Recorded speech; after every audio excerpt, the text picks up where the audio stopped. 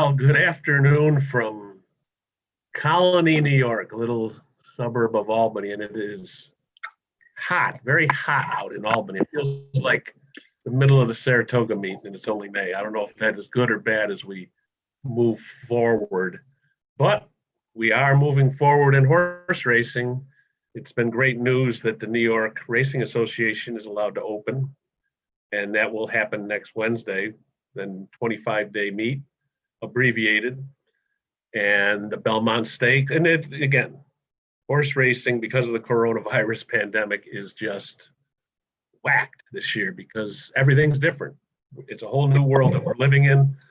Kentucky Derby, we all know, normally the first Saturday in May is now the first Saturday in September.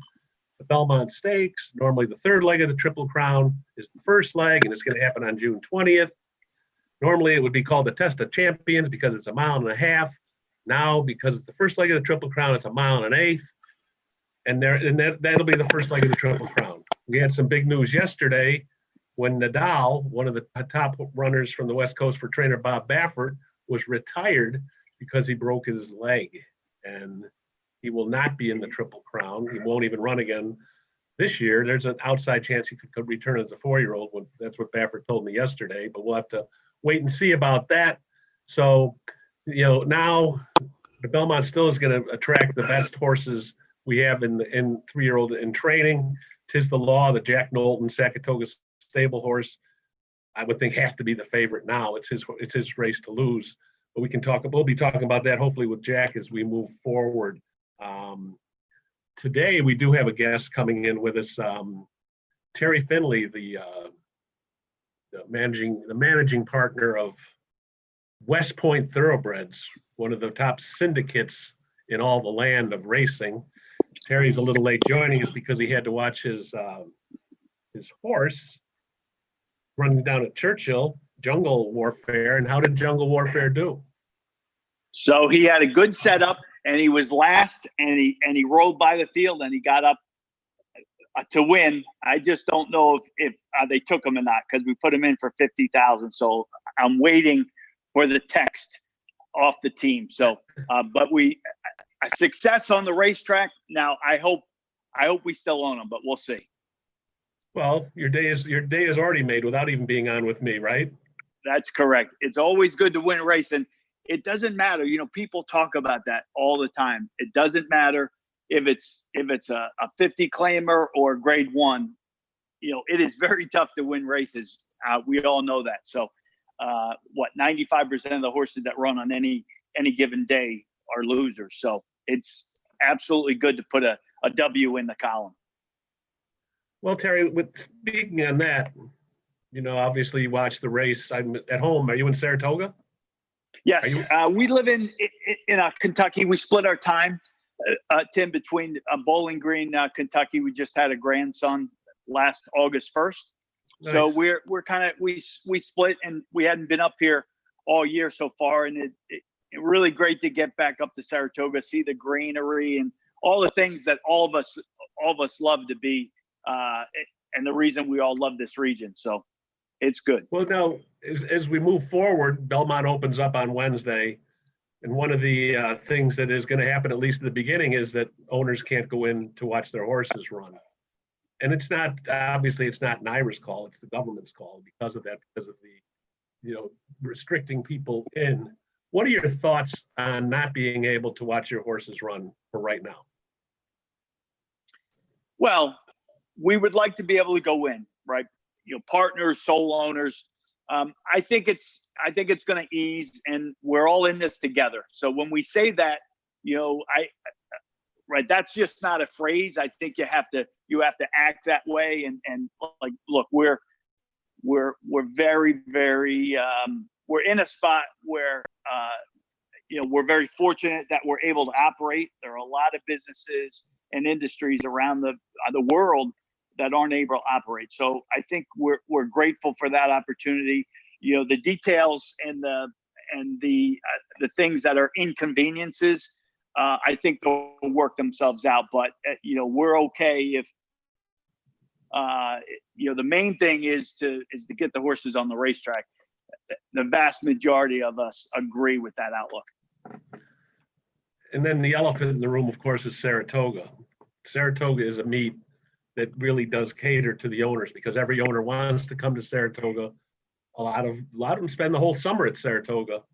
How different will it be on the Saratoga landscape if owners aren't allowed in this year?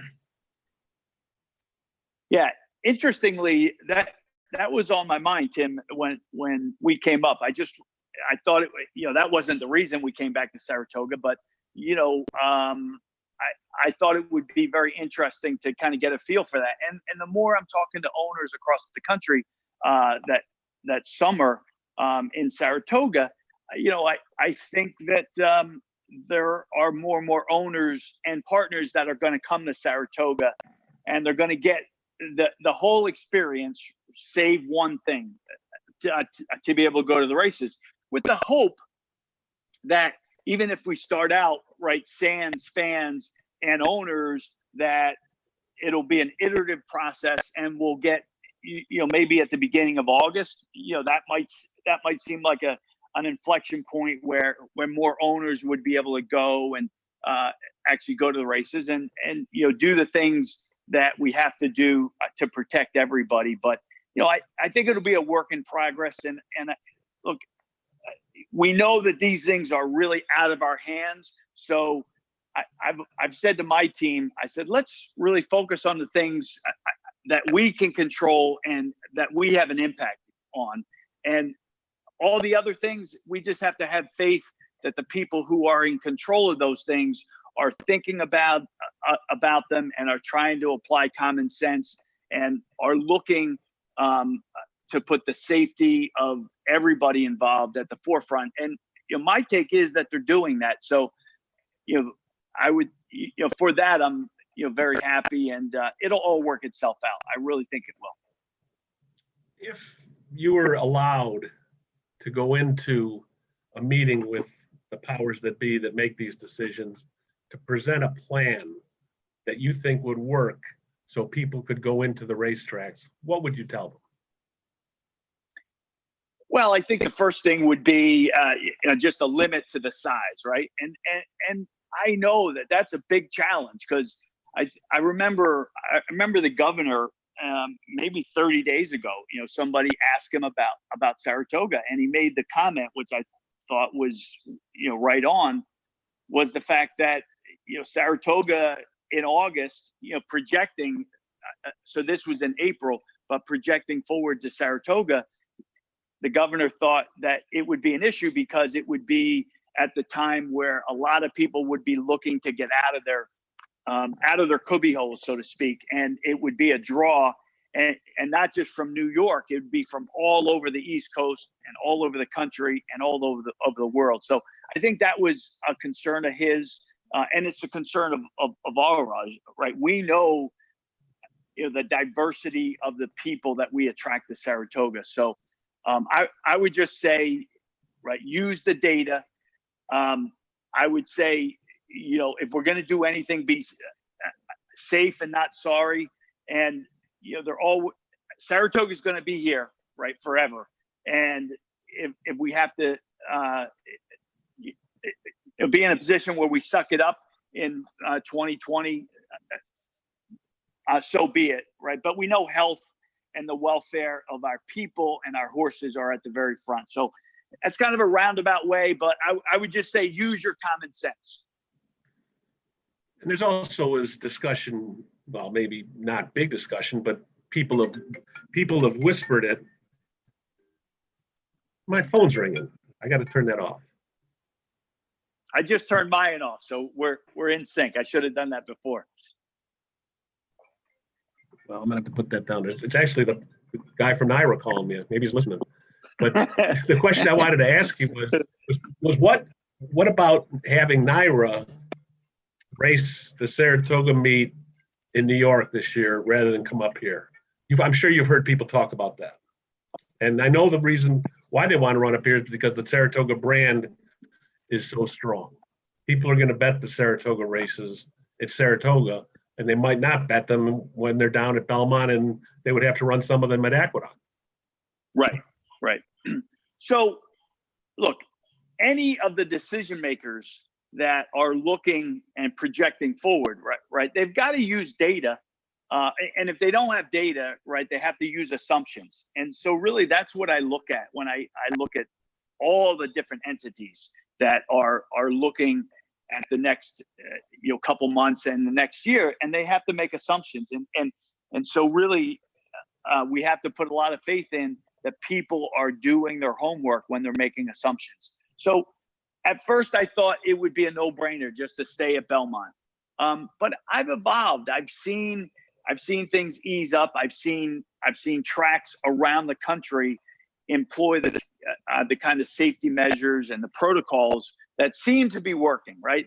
At Santa Anita, at Churchill Downs are the two big ones. Of course, we've learned a lot from the Gulfstream, that situation. So I would just say I am at a point where I'm in favor of coming up here.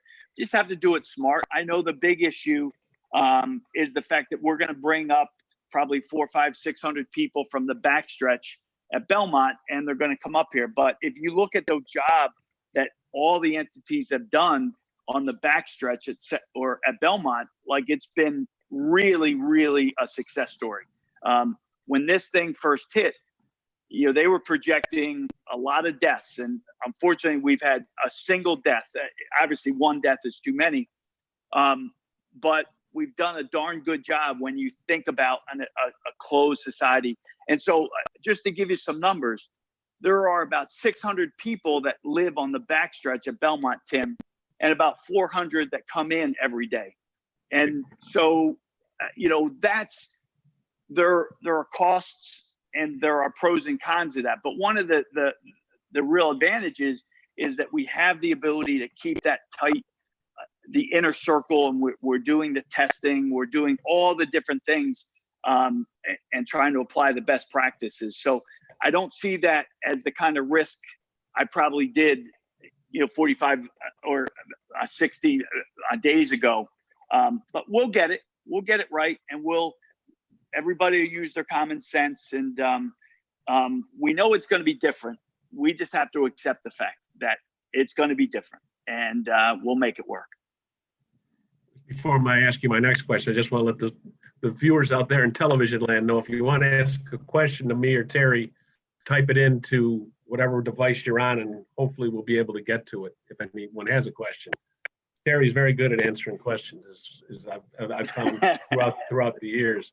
But I know now you were part of the ownership group of a Derby winner, Always Dreaming, in 2017. And you've been to the Kentucky Derby before, obviously. And I'm sure there's no feeling like it when you are an owner at a big race like the Kentucky Derby. There's nothing bigger than that. You take a guy like Jack Knowlton, who owns Tis the Law, who had the experience with Funnyside. If things stay the way they are now, he might not be able to get that experience starting with at the Belmont. How crushing is it, do you think, for someone that has a horse in the classics and can't watch? And again, it's the government's call. It's not the track's call. The tracks want people to be in there. How tough is it though if you can't be there to witness? Well, I'll preface by saying I'm a huge fan of Jack. He's always carried himself with class and dignity. And I really mean that. That's easy to say. We hear that a lot, but everybody that's around Jack, I really know he's he's a grade one human being, and I give him a lot of credit. He stuck with it, and he's got a beautiful horse and that people just love. There's something about that colt that I think has captivated the industry. As it relates to the experience, I'm like, okay, I'm not a big fan of just of being in a position where you just get frustrated and upset over things that you can't control. And so I would just say to that group and to the other groups that are going to run in the Derby, I hope we do, we have a couple outside shots. But it'll be a talking point at a cocktail party or a party into the future. You'll have a story to tell.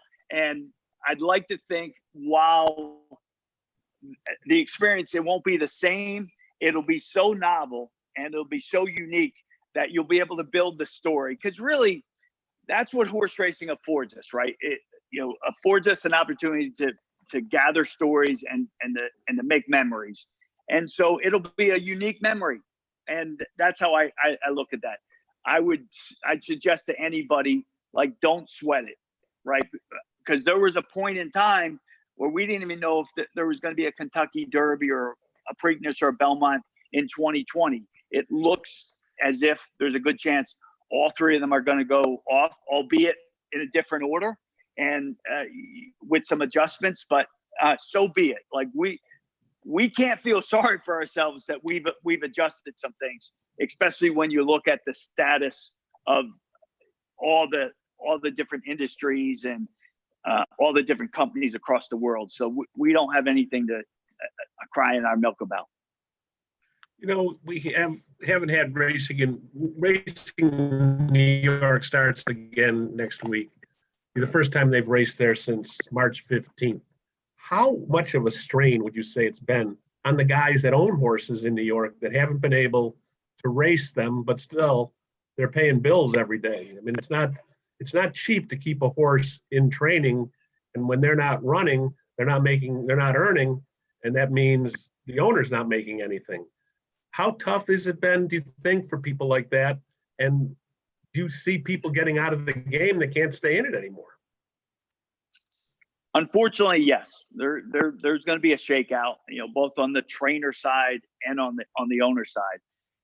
And Tim, I don't, certainly there's been a lot of pain, and I think what really heightened that pain was that there was a period of time there where we didn't have any sense or any feel as to when we would get back to running on the racetrack and trying to offset those bills and the costs that are associated with owning and training horses.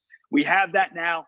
So, I think we'll find out in the near term to what extent, the pain has been inflicted, but it's a tough go. Now, I say that on one side, but on the other side, we've given a chance of all of our horse population in New York to hit the pause button and to back off of them. And I know, but the vast majority of trainers, especially in New York, they knew that they didn't have an outlet to go to, i.e. they couldn't go to Parks or to Maryland, which, in a way, I think helped us because everybody had to go into a stand down. And, horses, Mother Nature is the best vet for any horse, meaning that time is the thing that really helps. It's not any medical procedure.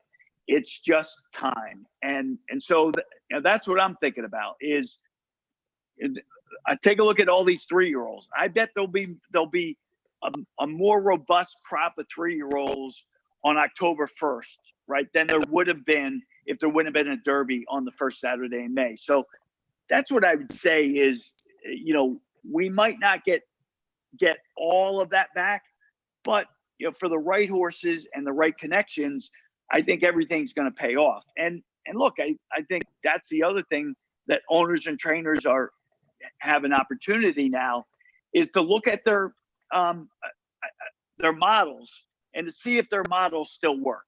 And if they need to tweak their model, or they need to adjust their model in a bigger way, this has given them, if they're smart, I believe, a chance to do exactly that. Have you had any owners in your partnership group that have had to get out? Well, so far, no. Right. So far, no. And we every quarter we just true up on our accounting. Right. So and so April 1st was the end of the first quarter. No, we haven't. And, I think that's partly because that's the power of the partnership. I talked to other partnership, the heads of other partnerships around the country, Tim, and they're saying the same thing. That we drive home to people.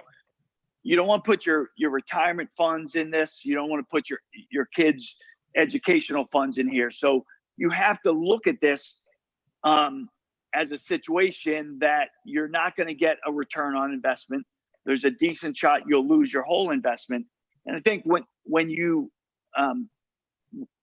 put that up front, I think people know that and they get a lot more comfortable with it. And now that's really driven home the fact that, you know, this has to be your funny money. So up to now, we haven't, and I don't expect it'll be a big deal, but it could be for other entities and for trainers especially. We know that the economic model for trainers is very tough. It was tough before this. I know it's even tougher now, but you know, I say to trainers, Tim, I say, like, look at your business model. You know, do you have a website? Like, do you have all the other things? Are you active in social media? And there are a lot of them that are struggling that don't. And I say, like, what business in America doesn't have a website? You got to get with the times. It's 2020. So, you know, there's some things that people can do to try to move away from the damage that is inherent in a crisis like this. How many people, Terry, you know, ballpark figure, are associated with West Point as owners in the partnerships? Yeah, about 500, Tim. We have about 500. we have 89 horses that are active in our portfolio.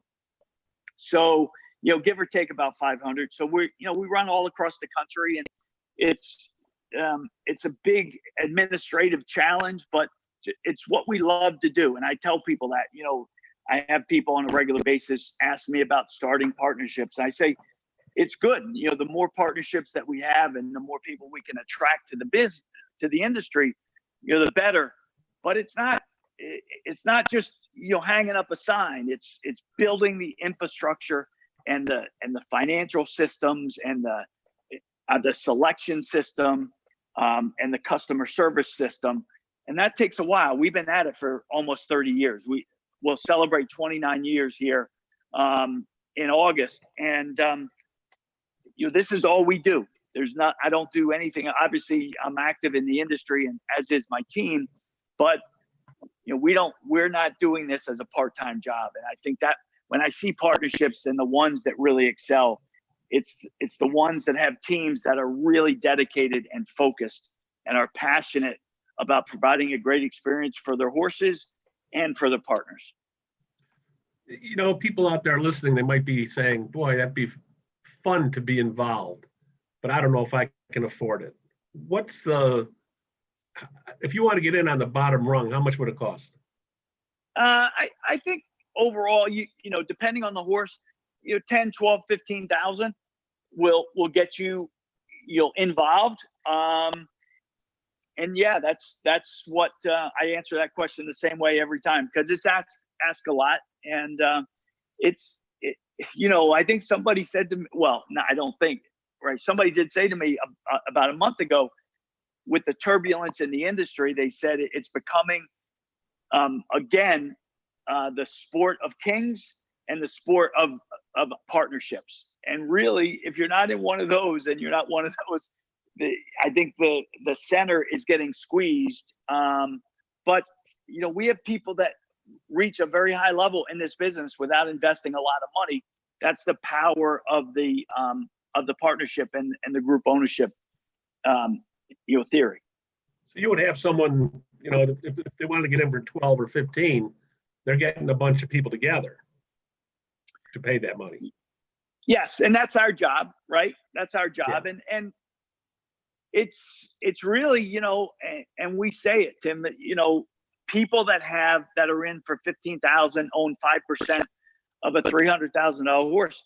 You know, they still have they have the same license as a person who's invested 50 million. And there are people who have invested 50 million. And what other game in the world, right, can you participate side by side with a person who's invested 50 million or more and a person who's invested 15? And that's the thing, is once they load up in the racetrack or in the starting gate, all those things go by the wayside because it's the fastest horse. And, you know, look at Jack's horse. Cost $110,000 $110,000 at the Saratoga. Yeah, at the Saratoga New York Bred Sale. I'll venture to say last year, or when he bought them, there were hundreds of yearlings, if not 1,000 yearlings, that sold for more money.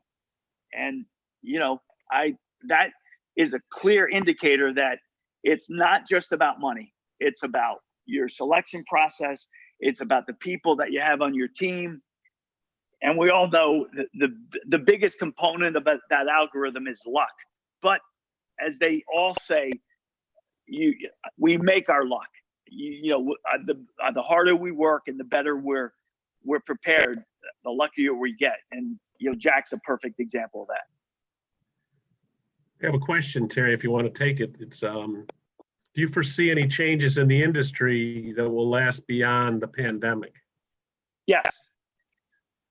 I think one of the things, and I know we could probably have another session on this, but the Horse Racing Integrity Act, which I'm very upfront, I'm a big supporter, which entails a federal bill that allows the synchronization of our drug testing across the country in the 38 different states that run racing, and to synchronize those efforts and to make sure that one state that spends the money and allocates the resources isn't way above another state that doesn't really allocate the resources. And so what we really think would be a great thing for the industry is to synchronize that and to get a level playing field for everybody. And so and there's also a safety component for that, so that tracks and vets and owners and trainers are held to a higher standard and a uniform standard across the country in taking care of these horses. So you combine those two, and you put the power of the federal government behind that, but we're not giving up. We're not just, our governance isn't given to the federal government. What the Horse Racing Integrity Act it does is it allows us to take advantage of the power of the federal government through the use of USADA, the United States Anti-Doping Agency, and their independence, and to bring our drug testing and really the work to try to stay ahead of the cheaters, to bring that up into the realm of it being 2020, as a lot of other sports have already done. Cycling, MMA. There are a lot of sports that are better today as a result of going through that process that we're going through right now. And I would say to you, I sense and I feel very comfortable and confident that we're right on the cusp of actually seeing great progress with the Horse Racing Integrity Act. Everybody doesn't agree with every part of it, but I think when you really look at it, it's the right thing, and it will especially help us at this point in time in our industry. Racing did get a huge black eye earlier this year when they had the raids on the barns, and Jason Service, who had maximum security last year, and Jorge Navarro were both taken into custody. A big black eye for racing.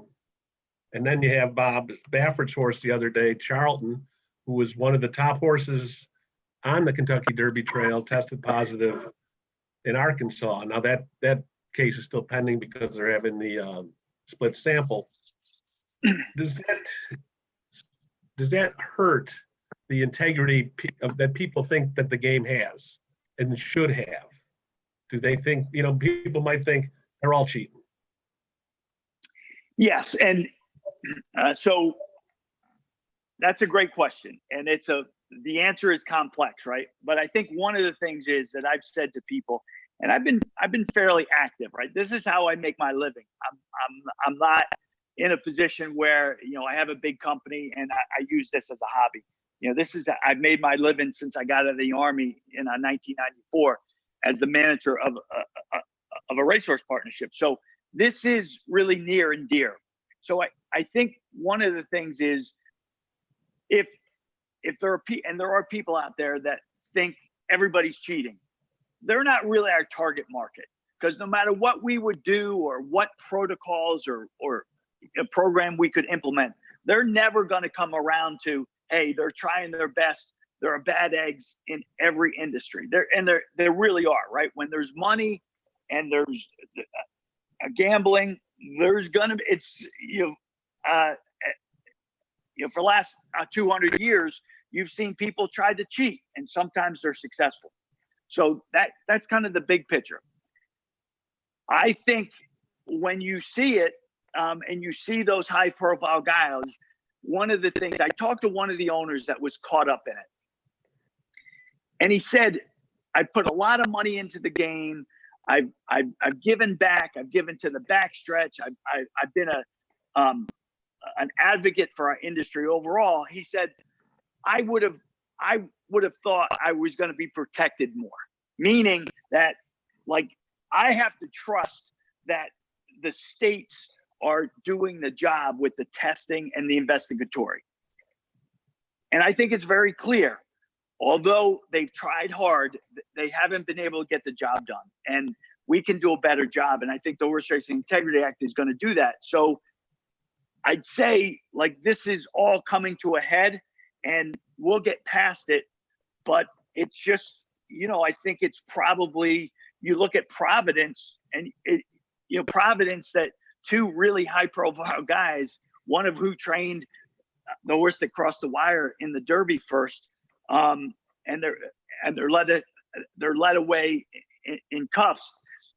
I think we have to acknowledge that that's a good thing, because we're just not throwing our hands up, right? And that's when I would really be concerned. And I would say, if we did that, I'd probably get out of the business, because I don't like quitters. And I know, people that are in our business, we compete, but the real key thing is that we have a level playing field. And I think we're headed that way, Tim. And I know that the people who are open-minded and they see the work that's been done and is going to be done, they have to give us the benefit of the doubt, because we're going to get better at this. We really are. And I think it'll be a condensed industry. It'll be a different industry. But I think going forward in the next 10 years, we'll see a playing field that is a lot more level than we've ever seen it. And for that, I'm very hopeful. We have another question, Terry. Would a national governing body be better for racing in a crisis like this? I think it would be better all the time. And your thoughts on that? Yeah. So, when you look at the composition of the racetracks, you have Churchill Downs, a public company. You have the Stronach Group, a private company, and you have NYRA. Talking about the three biggest ones. And you have NYRA, you're really talking about three different structures. And so you don't really have the ability to have a national governing body when you have, like, Churchill being a public company. Now, that being said, I think the Horse Racing Integrity Act, right, with the components, the safety component and the out of competition testing and the anti-doping component, that kind of gets us two or three steps down the road of a national organization. And I know that's in the back of our heads, is we're not going to just whip that up, but this is a good start, because it gives us the ability to see over the next, 3, 4, 5 years, to see where we can take advantage and build upon a national structure. But you got to, a long journey starts with the first step. And I think that's the first step. And I know people that are familiar with the components of the legislation are very heartened and that are very optimistic that we're headed in the right direction to expand this thing, to get as close to a national governing body and a national office as we can. Now, keep in mind, we're never going to have, at least I don't think, we're never going to have a commissioner like baseball or football, but we're going to have a good structure. I think if we take advantage of what we're building with the Horse Racing Integrity Act. Before I let you go, a couple quick questions. You got a horse for me? Well, and everyone listening. I had one in the first at Churchill. If you would have scheduled this for 12 instead of 1, I would have been able to take care of people. But you know, we bought a horse last year up here. He was a sale topper. He was a Curlin out of a Grade 1 winner that Bobby Flay bred. So Bobby Flay actually stayed in. He's a big, beautiful chestnut horse. We sent him the Shug McGahee, and so he's probably going to run right at the beginning of meet. And his name is First Captain. All right, First Captain is his name. And so the background on that First Captain is the head cadet at West Point. So it's a very small society in a small society. But if you're the first captain, you're the top guy in corps cadets of like 4,500 people. So I've been waiting. I've had the name, and it's kind of been in abeyance for a while.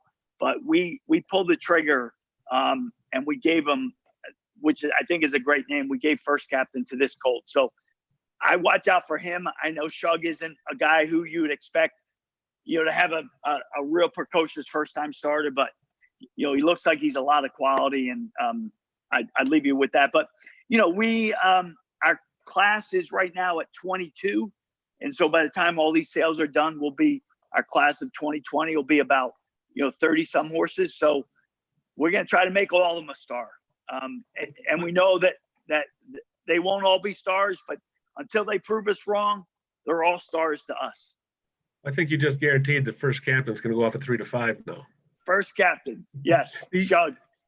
And lastly, who's your pick right now today, almost 3 weeks out for the Belmont? I mean, 'tis the law. I just, I remember seeing him when he broke his maiden. I remember it because it was August 8th up here at Saratoga, and we had the Tappet colt that we bought at the Mart sale. It cost a lot of money, and he had a little issue. Chestertown, who's coming up, he's going to run in like 10 days at Belmont. And I remember saying to myself, I said, what a godsend that we didn't have to run against that, because there's something about that horse, and I think he'll love, he's already won a Grade 1 at Belmont. And I played golf the other day with Tom Durkin, and we were talking about 'tis the law. And the first thing that Tom said was, unbelievable how well they've managed that horse. And they really have. They didn't get sucked into the Breeders' Cup. They did the right thing. They had a really tough trip in the race at Churchill Downs over a Thanksgiving week. Then they gave him plenty of time. Like, he's been managed to a T. And I just, I love the fact that it's a partnership. I'd love for it to be us, but to think that Jack Knowlton and that group of really good people are in a position to really make some waves. I'm going to be supporting him all day long. Well, Terry, I do appreciate you taking the time to talk horses with us, and it's good to see you. Hopefully I would see you at a racetrack sooner than later. And I just wish you nothing but luck and success. You too. And I'm thinking, I remember last year we got together at the Crawfish Boil. Eric Gio put on, and that was a great time. I think I was right around the sale time. So I've been engaged with Eric Gio, and I know we're all anxious to bring out those cigars and the banjos and the Crawfish Boil. So but those things, we know they make up the essence of Saratoga, and we'll get back there. We'll get back there. We all just have to. One final thing: we all got to keep the faith. Just keep the faith, and we're going to be just fine. That sounds good, Terry. Well, again, appreciate your time, and good luck with everything, and we'll see you down the road. Always a pleasure. Absolutely, Tim. Thank you. Thank you. And that's it for everybody. I appreciate everyone who tuned in, and take your First Captain and go to the windows.